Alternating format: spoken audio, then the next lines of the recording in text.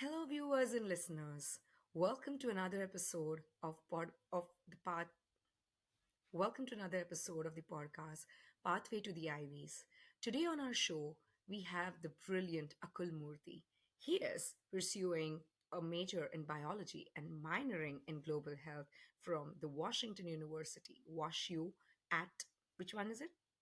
St. Louis. St. Louis, yeah. So I'm going to go again. I just blanked out for 1 second. Okay, cool. So he is majoring in biology and minoring in global health from WashU St. Louis. Some of his admits range from UC Berkeley, UC San Diego, UC Santa Barbara, UC Irvine, UCD, UCSC, UC Riverside. Oh my God, that's a lot of UCs. Cal Poly, Northwestern. I think you were waitlisted there. WashU, of course, Georgetown, CMU, NYU, Case Western with a full ride scholarship, UW, University of Pittsburgh, and Rutgers. That's a lot of admits, and that is brilliant. Today on this podcast, we are going to discuss the things that he did as a part of his high school journey, what enabled him to get into WashU, and how he was able, like, what are his future goals, and how, his experience can help all of our viewers and listeners get to their dream schools. Akul, welcome to the show. Super honored to have you here. How about you go on from this point on and introduce yourself to our viewers and listeners, aside from this elevator speech on what do you do, what are your interests, some fun facts about you, and we take it from that point on. Absolutely. Thank you so much, everyone, for listening into this podcast. And thank you so much, Rima, for this great introduction. I'm definitely very happy to be here with you all and to help illuminate the college decisions and applications process. A little bit about me is that, again, my name is Akul. I'm a sophomore at Washington University in St. Louis. I'm a pre med student majoring in biology and minoring in global health, which have been two of my favorite subjects and topics to learn about more on my free time. So I'm very happy to be doing that more now in college. Um, as for a little bit more about my personal life, I live in California and I'm an out of state student. I have an older sister and I live with both of my parents. And in my free time, I love following politics and current affairs as well as playing tennis whenever I get the chance. That is brilliant, Akul, and thank you so much for your introduction. Let's very quickly dig into your resume and talking a little bit more about it. While going through your resume, which is pretty intense, one of the things that stood out for me is your speech and debate club at the Lynbrook School, your school, and you were a co-president. Would you mind letting our viewers and listeners know what this was, and while it was not directly related to global health or med school, which you want to pursue, how did this help you to establish a rock solid profile that got you an admit to so many schools? Absolutely. Thank you for this question. I think you bring up a great point that speech and debate isn't directly related to pre med or being a STEM major in any way, shape, or form that seems very explicit to colleges. But again, like you mentioned, it definitely helps put together a profile that makes you seem very much more well rounded, especially with something like speech and debate. Public speaking has been something that I've always been a fan of. And I feel like if any student knows that they like giving presentations or they like public speaking, I think this is a great avenue for you to show why you're a strong candidate to many colleges as a high schooler. Specifically, I started off obviously as a general member in my freshman year of high school. Then I went on to become a captain of a couple of different speech events. Then I became the head of the speech department. And then I ran for an election with my friend, and we both became co presidents of the club together. And it wasn't just a passive duty. We had to run many different speech and debate summer camps that were open from quite literally just elementary school students all the way up to 17-year-olds over the summers. And we helped raise well over $25,000 over the course of 3 summers of running the speech and debate program.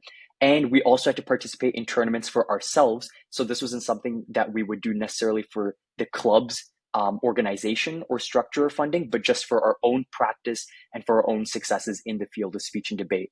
And I definitely feel that this was one of my strongest activities that I tried to emphasize the most when I was applying to college.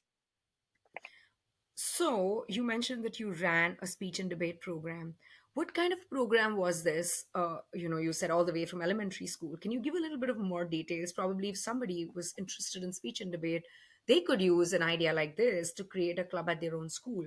So, if you can just elaborate this a little more, that would be perfect. Absolutely. So my friend and I, who were co-presidents together, and even before we were co-presidents, but still had a leadership position in my high school speech and debate club, would help organize and run yearly summer camps that would run from approximately mid-June to the start of August for both debate events and for speech events as well. And the main reason for this is truly because traveling to tournaments is expensive, and that's not something that my high school would be able to cover on their own. So this was something that we used to help pay our staff members who would help coach us in speech and debate, but also pay for some plane tickets for tournaments that might have been out of state. Or even if they were in the state of California, we might still have to fly if they were in a place like LA because we're in Northern California. And so definitely it was a great way to keep our club afloat, but it was also an amazing opportunity to learn better organizational skills and gain leadership experiences that we could then talk about when applying to college. Because again, being a passive member of a club, while it might be great to colleges when you're applying, definitely running something like a speech and debate summer camp would be amazing to talk about. And it's especially amazing because it was a great experience helping coach kids that were just as young as 7 or 8 years old who were in second or third grade, all the way up to sophomores in high school who we knew that were just a couple of grades below us. And that gave us a lot of experience with helping coach other students. And that's definitely something that you can tell colleges that you've developed a passion and a skill for. Perfect. You mentioned that you used to travel for tournaments, and like compete in these tournaments. If somebody was to start from scratch, like, let's say they are in elementary school and wanted to get into these tournaments, would you be able to guide them? What would be the levels, as in how they can go about doing it and seeking probably national or even international? I don't know if you've been a part of international tournament, but how can they go about doing it and achieving, like that name, getting those awards in their name? How does that work? Yeah, absolutely. I would say it's a little bit difficult to break into competitive tournaments as an elementary school student, but there shouldn't be anything stopping you from practicing at that point. So, usually, at least in the Bay Area where I'm from, most of the middle schools here allow their middle school 6 to 8th grade students join their clubs and to attend competitive tournaments. Albeit most of the time, if it's your first year doing it, you'll probably be in the novice division. But again, that just means that you're competing against other first year speech and debate students, and by the time it's your second year of speech and debate in middle school, you can go into open tournaments, which are essentially people that have been there competing at tournaments for more than 1 year. As an elementary school student, though, I would definitely recommend even things like reading lots of books, keeping up with current affairs, practicing presentations in your school and taking it seriously rather than just doing it for a grade. Actually, actively practicing your speaking skills is something that will greatly help come 6th grade if you're very interested in joining speech and debate, and you can begin then and there. And I have coached students in the past in elementary school. I even coached a 4.5-year-old student once whose parents were very eager to get him on this path early. And while, of course, it is a little bit more difficult working with younger students, it's not necessarily impossible. And it just depends on how much time you have on your hands at the moment and how interested you are in pursuing a competitive time and career in speech and debate while you're a middle school and high school student. Perfect. And one more question that I have is, as I think the opening question that asked you is, it is not directly related to your major. Why do you think, for anybody who's trying to get into any major, pursuing an activity that is not directly related to related to the major that they're pursuing can be as impactful as it is for you? For example, you did debating and you did, so many, I think almost 2 3 years of debating, and you achieved so much. So why do you think, what do you think worked in your favor, getting you all these admits as you did? Absolutely. I'll try to answer this in two different ways, actually. First, relating to speech and debate specifically, since it has so much to do with public speaking, thinking quickly on your feet, and generating new ideas when you're asked a difficult question. That's exactly what happens in a college decision interview. So you might not think that speech and debate is necessarily impactful for you if you want to be a doctor in the future, or if you want to go into engineering or CS or another field in technology.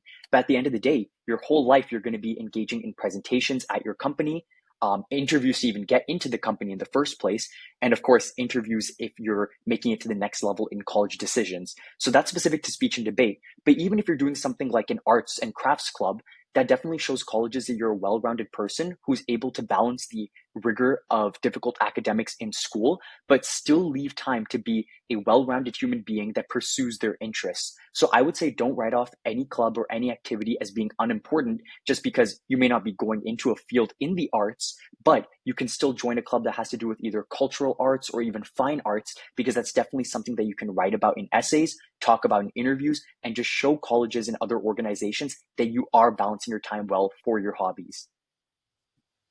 Perfect. And I think you brought in two very important points, which I think I'm just going to rephrase and reiterate and kind of verify it from you. Number one, when you're picking clubs, pick them because you're passionate about it, not because they're directly leading you to your major. You could be wanting to go to med school and still pick an art and craft club because you like it, and not because it's leading to med school. I mean, that shouldn't be the sole reason of picking a club. That's one. Secondly, as much as you would like to create a certain depth in terms of your major, it's also important for the colleges and the admissions officers to see that you're a well-rounded person, as we call it, as a holistic approach to admissions. So don't let anybody fool you into thinking that this is not directly going to lead you into a college or into a major just because it's not directly you know related to it. On the contrary, if you really like it, go pursue out there, go pursue it out there, because that's what I think shows through in your application, right? When I was reading it, when I see the top, the first thing that you had written was on your resume was debates, and I was like, oh, okay, so this should be very really really important to you. So did I trade that right? Did I say that right, Akul? Absolutely. That was everything that I want to convey, and I hope that information could be helpful for people that plan on applying soon to college. Perfect. Now, the second thing I want to definitely talk about is the diversity bit of it, which is using, the Lynbrook American Indo Student Association. Now, can you first tell me what was your rationale in one, starting a club like this? Two, what did the club do? And how do you think it helped your college application? Absolutely. So I will clarify that I wasn't the founder of this club, albeit I did help create new events that we didn't previously have. But my rationale for joining this was that I've always been very interested in Indian history and Indian culture. And since I saw this club already being there when I entered Lynbrook High School as a freshman, it's definitely something that I wanted to join just because I knew that I would find a strong community there. And looking back at it, it was definitely also equally important almost to speech and debate to me because I was able to write many college essays about it. As you may know already, many colleges like to stress having a very diverse student body. And so, if you're not able to strongly talk about what cultural heritage or cultural perspectives you might bring to the table, they might not view you as strong of a candidate because they want to see, again, a diverse student body where you're not only accepting of your own cultural beliefs, but of others' cultural beliefs as well. But specifically for joining this club, I believe it acted as a gateway to many different experiences. And because it was a cultural club, we were able to run many different events over the years of being an exec member of the club in high school. And that was, again, something that I was able to gain a lot of leadership opportunities and essay writing experiences from. Could you elaborate on some of the activities or some of the events that you ran as a part of this, since you said it's diversity and it says Indo-Americans? So I'm very curious on, what kind of events did you host as a part of this club? Absolutely. Our main one was actually called Silsile, and we would hold it annually anywhere between March or May of the second semester. And we would invite around 10 to 15 different Bay Area high schools and all of their performing teams, from Bhangra teams to classical Indian dance teams to even singing teams where they'd sing traditional Indian songs in traditional Indian art forms on a large stage in our auditorium. And we would actually ensure that all of the proceeds from ticket sales and food sales went to different charities. Some charities that we've worked with in the past include Ekal Vidyalaya in India, and most recently, the India Literacy Project. So not only did we create this community for our event here at home in the Bay Area and all of the very talented Bay Area high school students that attended and were kind enough to share their time, energy, and passion with us, but we were able to actually take those proceeds and make a difference halfway across the world. So not only was that extremely gratifying and amazing and an amazing experience in high school, but again, I'm sure that's something that colleges would love to see because it shows that you're a caring member of society and that you really want to make a difference. How did you get in touch with these high school students and schools? I mean, I'm sure some could be your friends, but putting all these students together under one roof in an auditorium, leading a competitive team. I think it's a great experience. How can somebody approach these schools and you know get all of this, or get something like this running, considering you're valuing your own roots, you're valuing your own heritage. And I think that's fantastic. Not everybody is able to do that. From diversity aside, just the thought of putting this together and getting all these people together is amazing. So how did you kind of put this entire thing together and reach out to more people and spread awareness? I think that's if I had to rephrase. Mhm. So one thing I will say is that since this event was already one that was hosted for a few years before I even entered high school, I'm not entirely sure about how they initially reached out to different people. But in terms of when we had to run the event ourselves, like me and my co-president, we would have to create forms for auditions because we had a lot more people trying to apply and come showcase their dance than we could actually accept. Then we'd have to review with our officer board, then send out letters of acceptances to the different teams that we'd be taking. Then we'd have to make tickets and other forms that had the act order. And essentially, the bottom line was it's a lot of communication and it's a lot of organization that takes place over a long period of time. So I would recall that even during winter break, we would start doing some preparation. And in January, we'd be doing a lot of preparations and increasing the number of officer meetings that we had. February, it would feel like we're really getting to the ground zero of it and having lots of officer meetings, meetings with our specific committees. Sometimes we would have a food committee. Sometimes we would have a ticket sales committee. Sometimes we would have a marketing committee because we know that the collaboration that was required for such a big event could not be done as individual tasks that we just split up amongst ourselves. And it was also a great way to give the members of our club a leadership opportunity as well so that we can keep them engaged. And in doing all of that, we were able to run many different successful shows over the course of the years that we were all in high school together as part of the officer board. That's wonderful. I think I love the idea and I love the organization in general. It's a great way to network with people here. And, I'm sure you must have made so many good friends who are not necessarily from your school, Lynbrook, but others as Mhm. well in this process, of putting it together. So I think it's nothing better than that. Next question is for your research. I was going through your IntelliScience research project for as a bioengineering researcher. Can you elaborate that a little bit more in terms of what it entailed? What did you do? Was it published? Was it not published? And all the good stuff. Absolutely. So, IntelliScience research specifically refers to this professor's summer camp that he runs. But I had reached out to him independently just through an email thread asking if I could join his lab and do some research for him, not as part of his research camp that was more geared towards elementary and middle school students. And initially, I wasn't very interested in bioengineering, so I hope to do something that aligned more with my biology interests and maybe even some kind of application to the field of medicine or health. And so essentially, after cold emailing this professor, he said that I could work with them and do research. And my research specifically had to do with using dielectric barrier discharge, which was like a physics application to killing pathogens essentially by using plasma and damaging the pathogenic DNA so that they could not reproduce or grow. And hopefully, the application of this could be literally using dielectric barrier discharge and plasma to completely sanitize something like an operating room or a hospital ward. Because if you damage the DNA of these pathogens, they're not going to reproduce, recreate, spread, etc.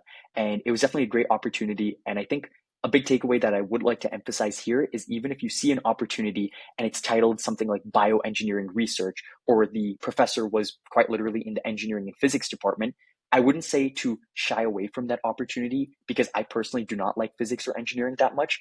But since I saw that he had some work that had to do with a healthcare application and biology background, I still decided to reach out to him, and it was an amazing experience for sure. Perfect.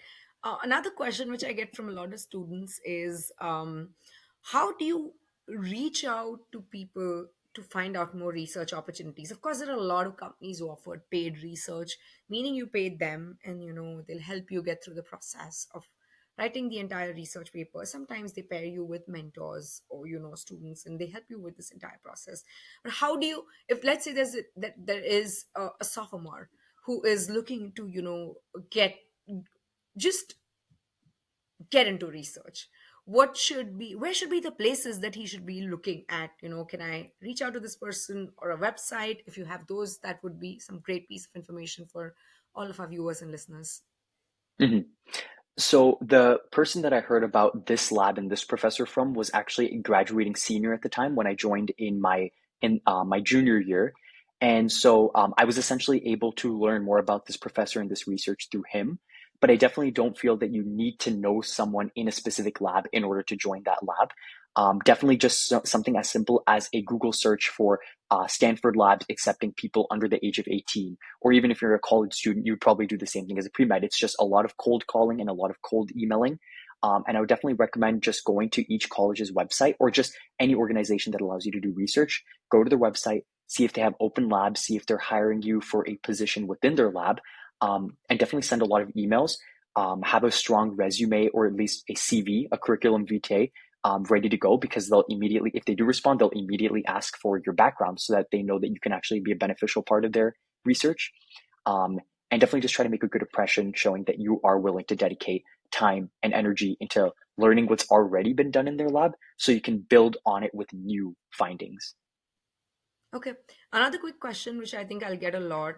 I mean, I was thinking while were talking, while I was talking to you, is, are these cold emailing also possible for international students? Because I know students in the US, the time zone is much more better aligned, and it could be, even though if it's virtual, it's still better. But like in your program that you were doing under this professor, did you also see international students who were doing research with this particular professor, or just generally in research program which is not paid research? Yeah, this is a great question. I would definitely say, even in my undergrad college of WashU right now, and where I was doing research previously, there are definitely a lot of international students that do research in the labs. I'm not entirely sure if they're specifically undergraduate students who are international students, but definitely, at least there were a lot of graduate students that were coming from countries like India or China or Korea, and the labs have no problem whatsoever in taking them, as long as, again, you're able to align your interests with their research, and to have the background that's necessary to do the research, and to maybe use the specific tools that are needed to conduct certain experiments. But yeah, there's definitely no like discrimination based off of if you're an international student or not. But I'm sure even an international student would know this better than me. If you're going to be doing a lot of cold calling or cold emailing, obviously expect to do that at the time zone of the research PI, the principal investigator, so that it's convenient to them, and just making that good impression is important. Fair enough. Makes sense. Okay, this is like, great information. I love the fact that, you're working at a lab, and what you did was fantastic. Let's talk about your last experience, which really fascinated me, which was Santa Clara County Genes and Disease and Symptoms Club. GIDAS is where you were a vice president. If you can talk more, I think this is the most STEM centric project that I've seen on your resume. And then this is, from this point on, we'll switch on to your academics. We'll talk about MCAT. We'll talk about your future plans, and most importantly, your current life at WashU. But before we go on to the next set of questions, can you elaborate a little more on guidance, and let me know about that? That would be perfect. Definitely, I would love to. So again, Santa Clara County GIDUS standing for Genes in Diseases and Symptoms, was a club that I helped found with a friend. It's actually a chapter organization, meaning that there are GIDUS chapters in high schools all across America, but we didn't have one in my high school. But as a matter of fact, there was only one other GIDUS chapter in all of Northern California. And so we saw that this was definitely lacking, because there were many people that were specifically interested in human genetics, and how these genetics and epigenetics can lead to different diseases or disorders for the many Bay Area students. So we decided to make it centered in Santa Clara County, and to hold many of our meetings actually through Zoom, which is beneficial because this was kind of coming off of the tail end of COVID, but also because we knew that there would be many people coming from different parts of the Bay Area that would like to get this information and to have this opportunity at their disposal. And definitely, I think it was a great opportunity, because we not only went over a lot of online platforms that you would use if you're doing research in human genetics, but we also learned many different platforms such as GO2R, and string DB, and even using a little bit of R programming to look at things like heat maps. And all of this is very important in terms of the actual research itself, because understanding the biology of something is one thing, but when you're actually writing and publishing a paper, you're going to be doing a lot of data analysis. And that includes using things like math models, a lot of statistics, even sometimes programming or even some CS languages, again, like R programming. And so, since this is not something that's necessarily taught in most high schools, we did have to kind of learn it a little bit ourselves. But since we knew that we had a little bit more experience, we felt qualified to then try to disseminate some of this information to students that were interested in joining the club. Now, and I like the fact that, it was path breaking, because I think this is one of the things that I tell a lot of people, that, people come to me and ask me, hey, what is that one groundbreaking activity that I should be doing? And I just tell them, there is no activity which is groundbreaking. Just look at the need. For example, you said guidance didn't exist. There was just one chapter, and there was definitely not a local chapter. So you brought that in, and you helped students with that, and that's what is path breaking. I very similarly, on one of the podcasts that I'd done with one of the students, she was from a not so very you know not so very well established school, meaning the school was relatively not in the the most affluent dynamics, but relatively the systems and processes are not set. And for her, her school was not offering AP exams, so her 4 years in her high school were dedicated to ensuring that, convincing the school to offer AP curriculum, to kind of writing to college board, bringing in there, negotiating. Unfortunately, by the time she graduated, like the year she graduated was the year she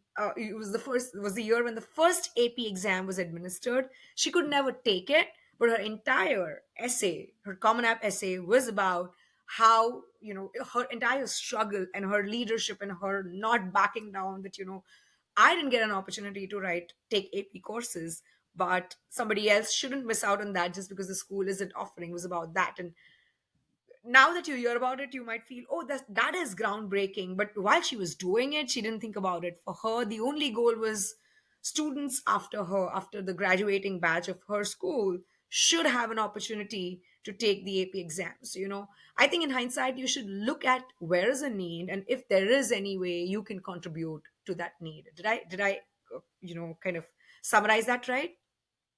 Absolutely. I not only love this story, but I love that you more generally described it as needing to find a need, because really sometimes it's just the lack of something in your high school or in your area that makes you stand out so much as an applicant, because it just shows colleges that you took the time to truly be introspective and to see what you felt like you needed more of in your high school, but that you didn't have, or what you felt that other students in your high school wanted but didn't see.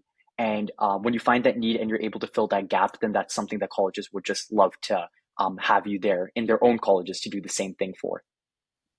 Perfect. And I'm glad that you second me on this, because that's just been my general observation. So now coming back to your grades and your GPA. Your GPA is nearly perfect, 3.97. Oh dear Lord, why did you miss out 0.03? Your SAT was 1540. And for your impromptu speech, you were sixth in the state of California, 16th in the US, and your extempore speech, you were 16th in California.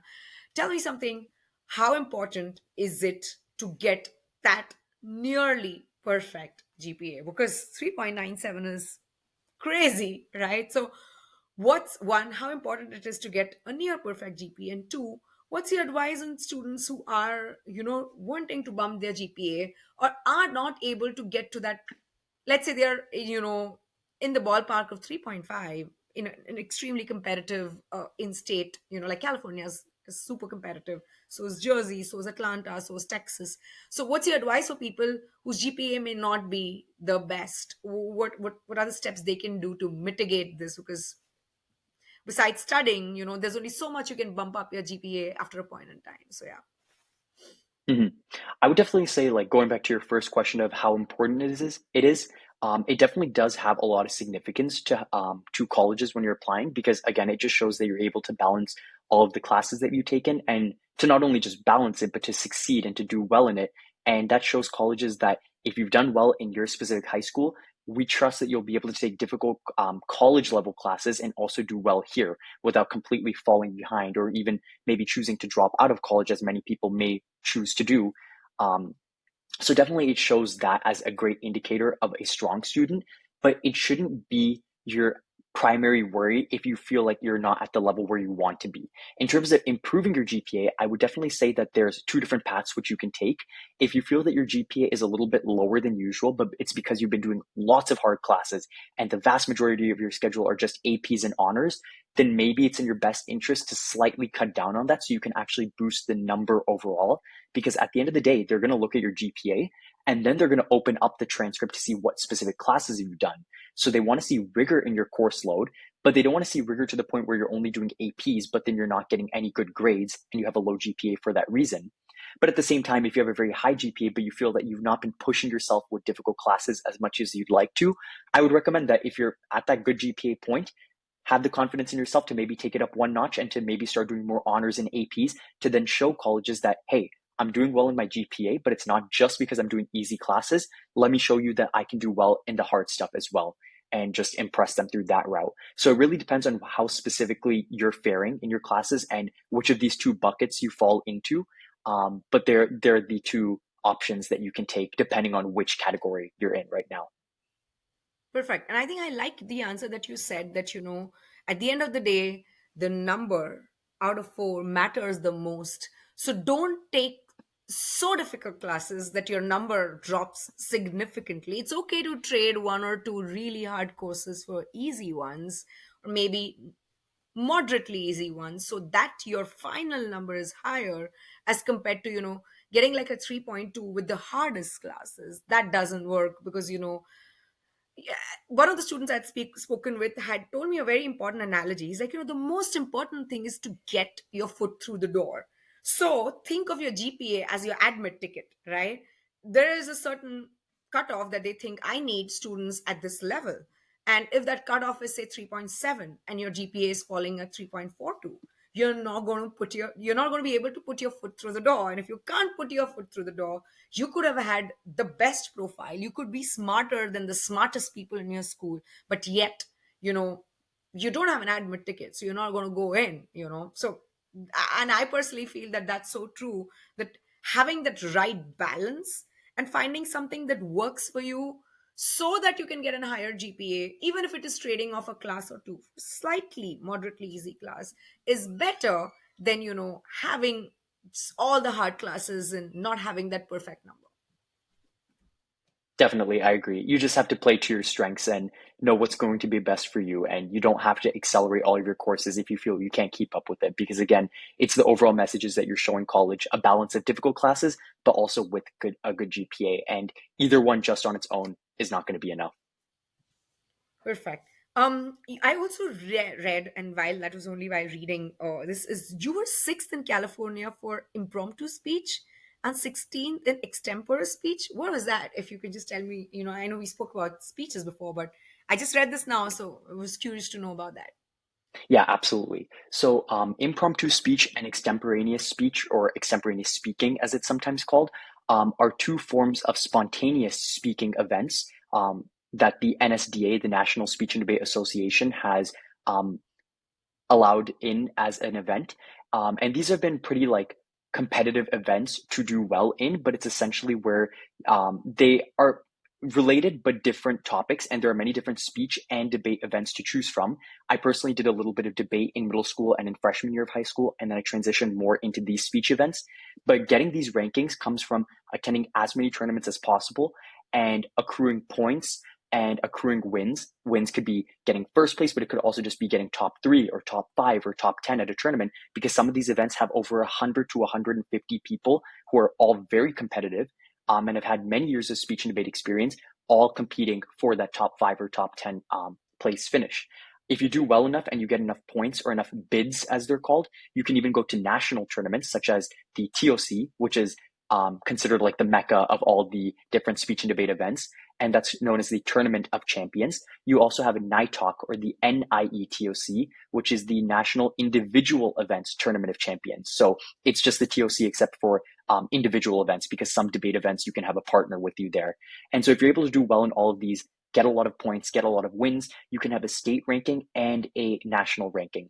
And because California, like you had mentioned yourself, Rima, is such a competitive state in so many regards, if you end up breaking like top 10 or even top 15 in the state of California, there's a very good chance that you're also in the top 50 or even top 25 nationally. Just because if you're able to beat out the competition in such a big state like California, you're probably already there nationally as well. And so that's kind of how that happened. And how tough is it to get into that top 10 or top 15? I mean, realistically, since you've been a part of that, how difficult is it? It's definitely difficult, but you can put in the work and make it happen, but it won't come quickly. I started impromptu speech in my freshman year of high school, and I started extemporaneous speech in my sophomore year of high school. And you can already see a little bit of a difference in my rankings there, where I was sixth in California in impromptu, but 16th in extemporaneous speaking in California. And so I feel that maybe if I had started both at the same time, my extemporaneous ranking probably would have been just as high, but it requires a lot of learning on your own time, a lot of practicing speeches on your own, and not just practicing when you're at the tournament itself. And if you're able to keep yourself to a good schedule, and again, if this is something you're passionate about, hopefully it'll come a little bit easier. But if you feel that, again, speech and debate is not something that you're very interested in, there are many other different events across American high schools like FBLA, the Future Business Leaders of America, or DECA, and more business oriented clubs where you also go to statewide and nationwide competitions, and you can also have national rankings like this. So I'd just say find your niche and then pursue it. And then if you do really well in it, then hopefully these awards and national rankings will follow. If somebody was in a competitive state, let's say California or Jersey or any of those where generally the competition is fairly high, um how much time should they, and they're extremely passionate about debating just like yourself, how much time or how early should they start doing this so that they can feature in the top 10? I would say absolutely as early as possible. So if you're entering high school, join your freshman year. It really couldn't hurt.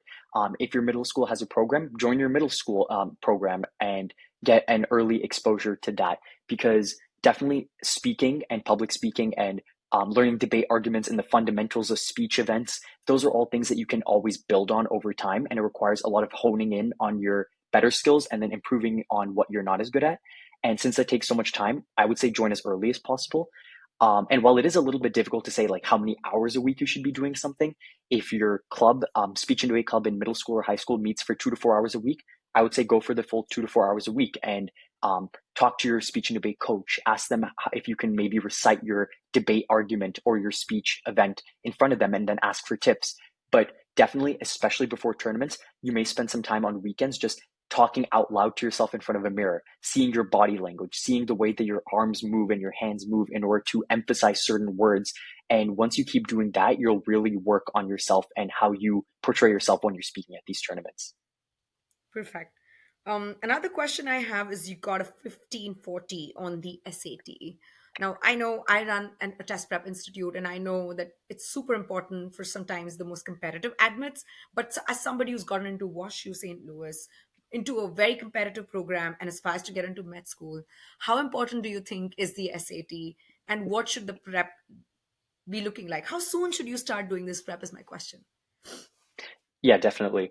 I feel that when I was applying to colleges in the fall to winter time of 2022, there were some schools that still had not reenacted their SAT requirements. And the UCs at this point had completely like shirked the SAT as a requirement for admission. So it was a little bit of a toss up for how much the SAT mattered then.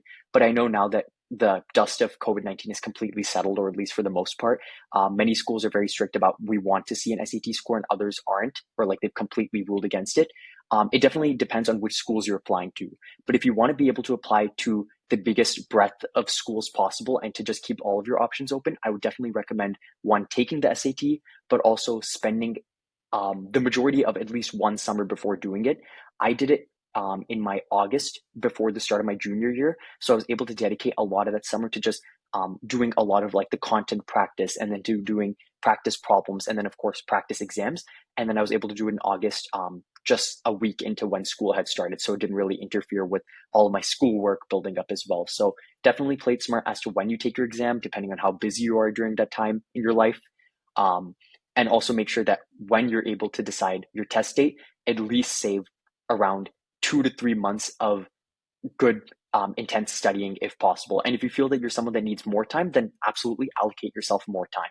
But this is a bit of a personal and more subjective way in terms of like how many hours you need. But definitely don't take the exam lightly because there's no harm in obviously putting in more work than you think you might need.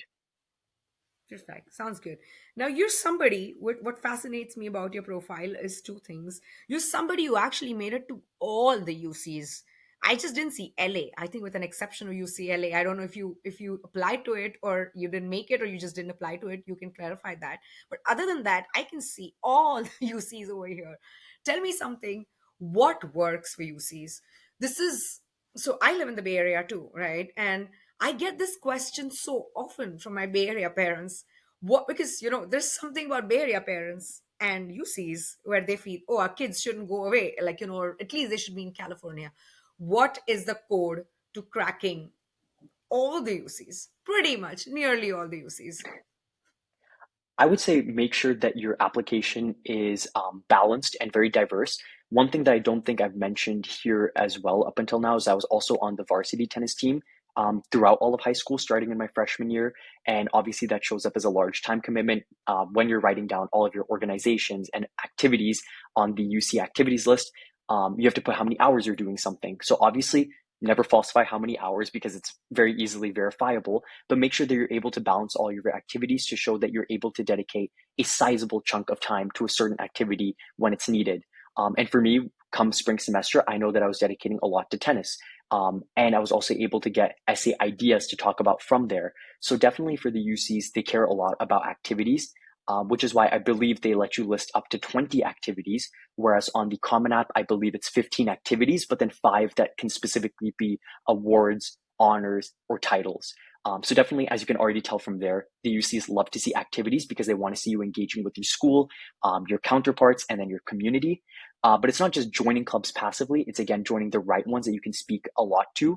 And it's also definitely maximizing in the very short amount of space for each activity what you want to talk about there. So don't just recite that you were a member of a club or that you did something kind of more common. Talk about how you really stood out in that club or had a leadership position or implemented a new activity. Or you can even sometimes give like a percent. I think I talked about how for speech and debate, um, my co-president friend and I, we almost had a double or triple in the size of our student body in Lindbergh speech and debate at my high school. And I believe even when I was talking about it a little bit more in essays, I talked about how I was able to help lead the speech team to the record-breaking number of bids to the Tournament of Champions and NIE TOC when I was the captain and head of speech there. So definitely talk about your activities in a way that stands out to how much work you've put in, and you don't want to sell yourself short, but obviously make sure that you're not going to the point where you're saying that you've done stuff that you haven't done, but just make sure that you're not selling yourself short on your activities.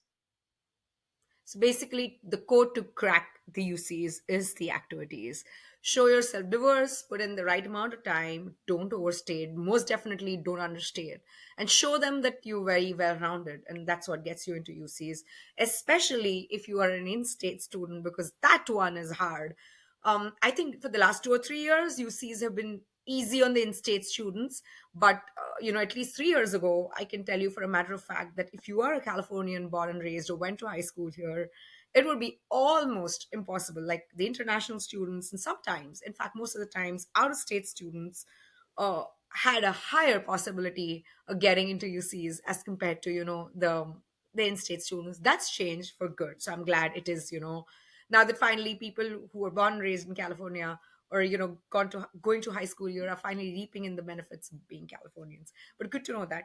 Another very important point that I'd like to raise here is that you got a full ride merit-based scholarship at Case Western University, which is wonderful because it's not easy to go to med school, and we know how expensive it is in general.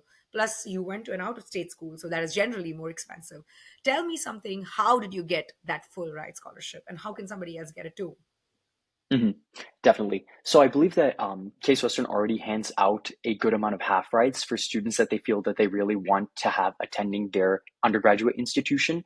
But something that could definitely make a difference is showing your commitment to that school and that community And technically, this is an argument that you can make about any college that you're applying to in America. And to that end, I would just like to say research the college, research the institution's guiding principles or goals or ideas or things that they would like to see in their accepted undergrads. And also look into even their city and the opportunities around their city. This is something I obviously tried to do at other top colleges as well. And sometimes it worked and sometimes it didn't just because of how competitive they were. But I always tried to research the principles of the school. Sometimes that could literally mean just reading into their Latin motto and understanding how that plays into their mission statement. Or it could just be looking into the organizations that they had on campus and seeing how you can maybe craft your essay about how you did something similar in high school and you'd like to build on that with the resources that that college would then provide you so you can take your interest to the next level. And definitely for a school like Case Western, where it's situated in Cleveland, and there are lots of racial and ethnic health disparities in terms of medicine access, and again, just access to healthcare resources. Since I was applying as a pre-med student, I talked about how I wanted to do volunteering at specific hospitals that I named in my essay. And it just showed that I took the time to actually research the resources and opportunities that that city had to offer and what I would do as soon as I got there if I chose to accept. Wonderful. And why did you not choose? I mean, why did you choose WashU to Case Western, where you actually had a full ride? I mean, I'm just Yeah, curious. I'm just asking this out of curiosity. absolutely. So I believe at the time when I was making my decision in close to May of 2023, Washington University in St. Louis, or WashU, was 15th on the US News and College Reports ranking. So it was a T15 university. And the medical school is T5, technically, I believe. The med school list ranking is a little bit more subject to variance and fluctuation year over year.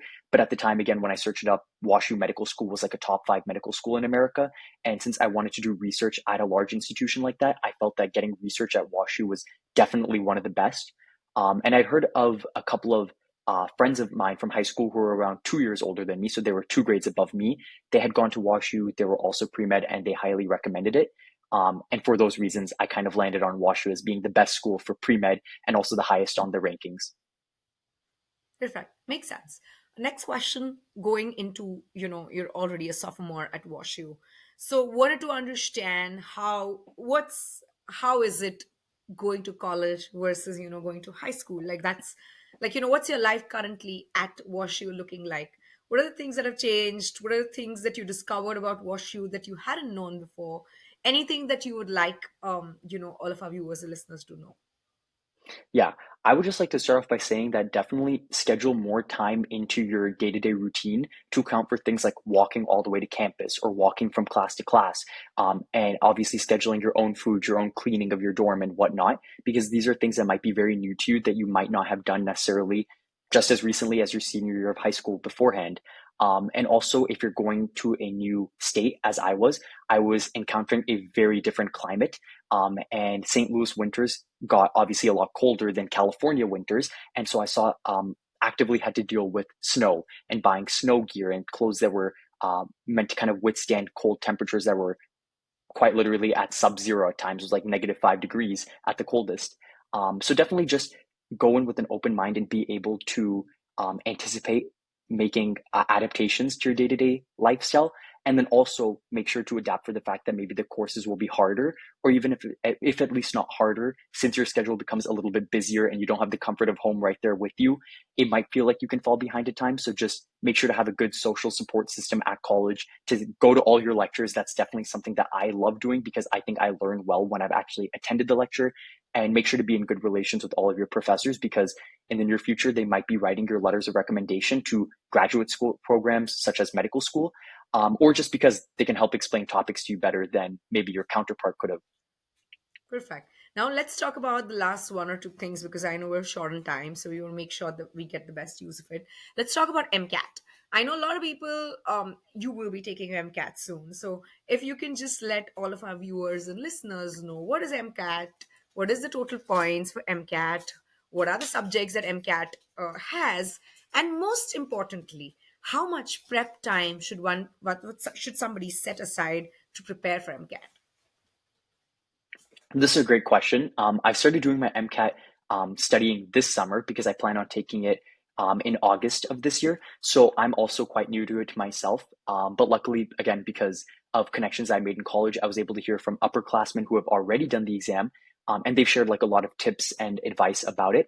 But just as a broad overview, again, the medical college admissions test is for anyone that wants to apply to any MD or DO program in America. They have to take this exam in order to be eligible.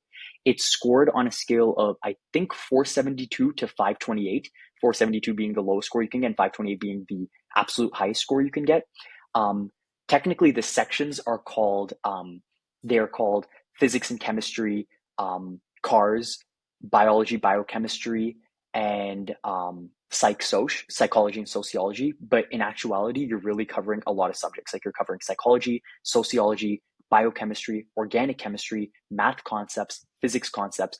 Essentially, anything that you've done within your first 2 to 2.5 years in college, that's fair game for what can come up on the MCAT exam. So definitely covers a lot of breadth. And sometimes I've even been told that having a better breadth of understanding can be better than having a good depth of understanding on certain topics. So it's about finding the right balance when it comes to certain topics and subjects to study.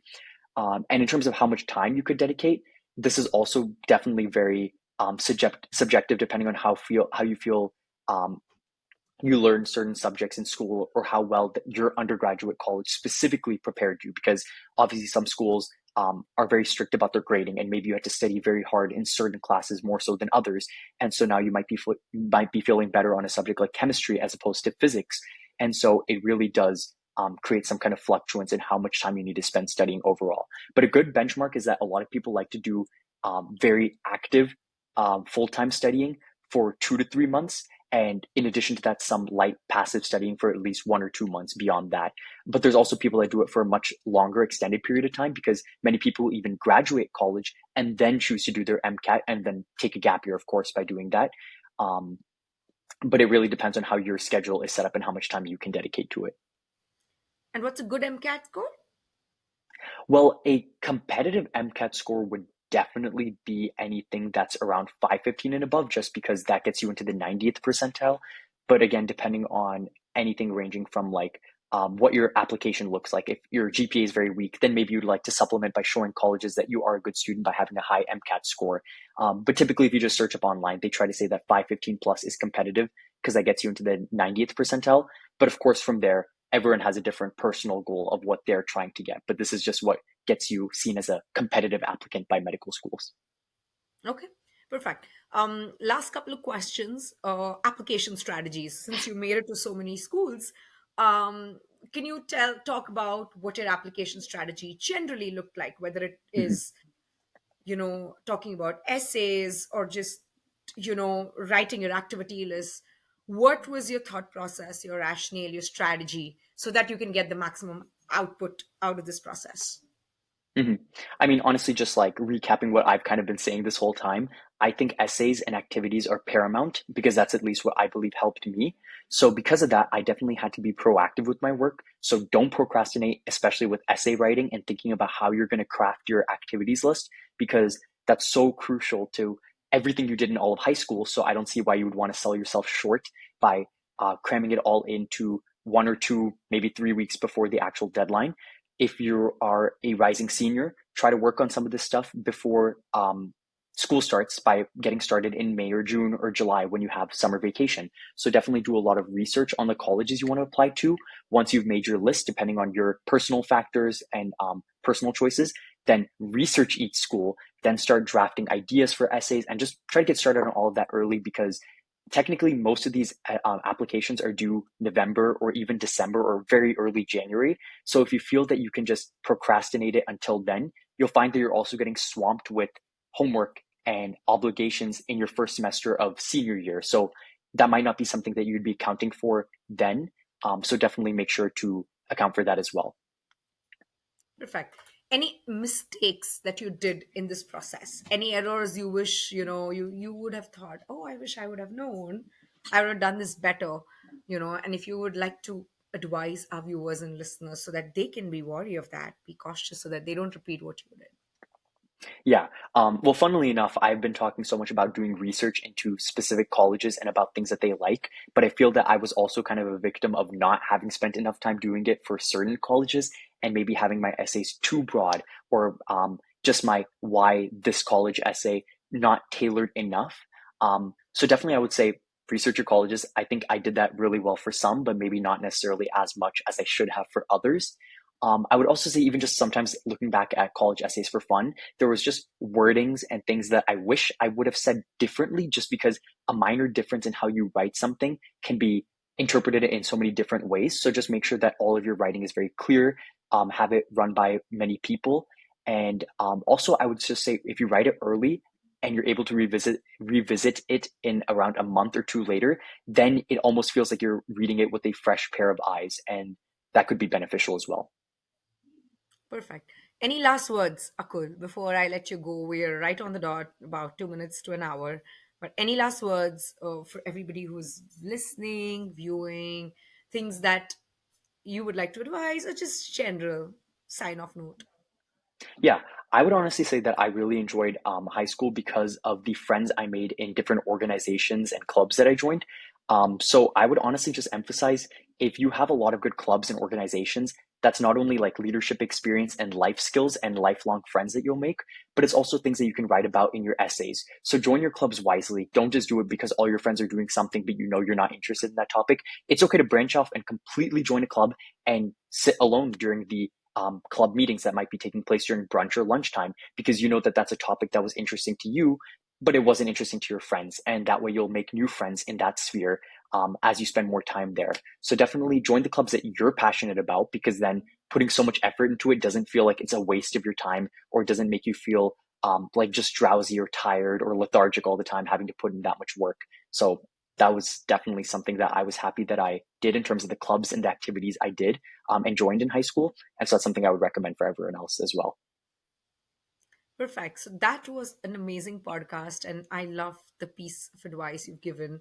I love discussing this entire profile, and I'm sure as more and more viewers tune into our channel every Sunday and get information from all these brilliant high schoolers who've actually taken the time to come on this podcast and tell us they learn a lot, as they would learn from you. So Akul, thank you so much for your time. I truly appreciate it. Learning so much from you. And what I'm going to do is, if you're comfortable, I'll probably leave your email ID in the description box. And in case there are people who would want any piece of advice from you, or just want to learn from your journey, or just talk to you, they could email it to you. I think that would be very safe. So thank you so much for your time. And for all the viewers and listeners, thank you so much for tuning in.